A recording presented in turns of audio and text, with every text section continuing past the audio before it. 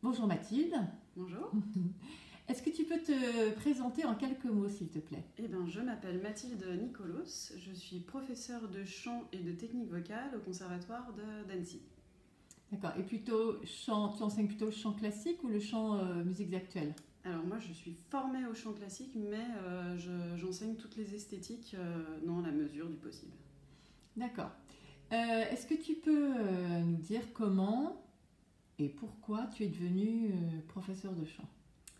Comment je suis devenue professeure de chant ma première expérience d'enseignement s'est passée sur un cours de formation musicale où j'étais absolument nulle et en fait j'ai découvert que ça m'apprenait énormément de choses à moi-même, que ça me permettait de prendre confiance en moi.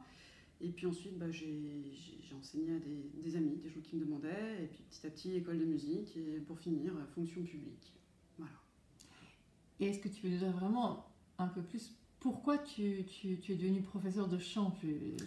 Alors pourquoi je suis devenue professeure de chant? Parce que j'aimais bien transmettre, à partir à la découverte aussi des autres, et comprendre leur démarche dans l'art, dans la voix, enfin, en fait de chanter. Qu'est-ce qu'ils cherchent? Comment est-ce que je peux les aider à trouver ce qu'ils cherchent?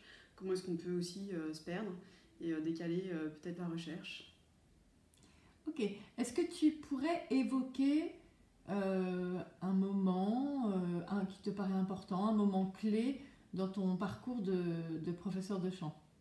Alors, un moment clé qui a fait que je me suis orientée vers la fonction publique, ça a été que je suis intervenue dans des cliniques psychiatriques pour animer des ateliers à médiation artistique.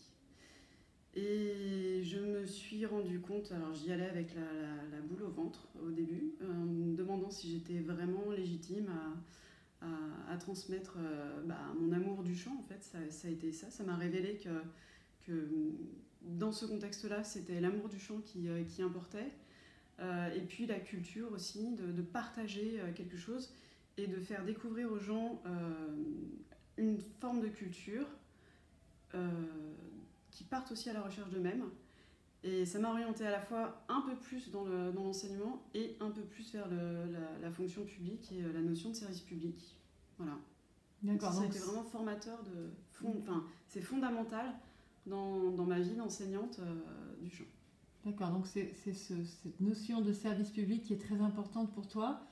C'est ne pas savoir, ne pas, en fait, ne pas être dans une case moi-même et ne pas avoir de personnes qui sont dans des cases, de ne pas savoir à qui je vais avoir affaire, de ne pas connaître une culture et d'arriver en fait sans a priori et de partager des moments avec.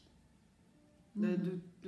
Les plus larges possibles, autant sur ce qui exprime l'art, ce qu'on cherche, le sens du texte, comment la musique, les auteurs, qu'est-ce que ça exprime pour nous, qu'est-ce que ça veut dire.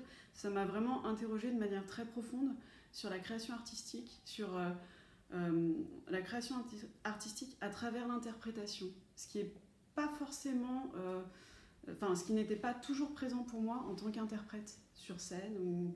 Là, en fait, en ayant les mains dans le cambouis, je me suis rendu compte vraiment de cette envie de recherche, de sens, de transmission, de partage, qui est très fort aussi à la scène, mais qui est hyper présent dans l'enseignement. Mhm. Et est-ce que tu peux nous dire où tu en es aujourd'hui? C'est ce que tu as un petit peu fait là, mais si tu veux rajouter quelque chose, et si tu as des projets pédagogiques particuliers. Où j'en suis aujourd'hui, en fait, je diversifie mes outils de technique vocale en m'intéressant beaucoup aux outils de technique musique vocale musique actuelle.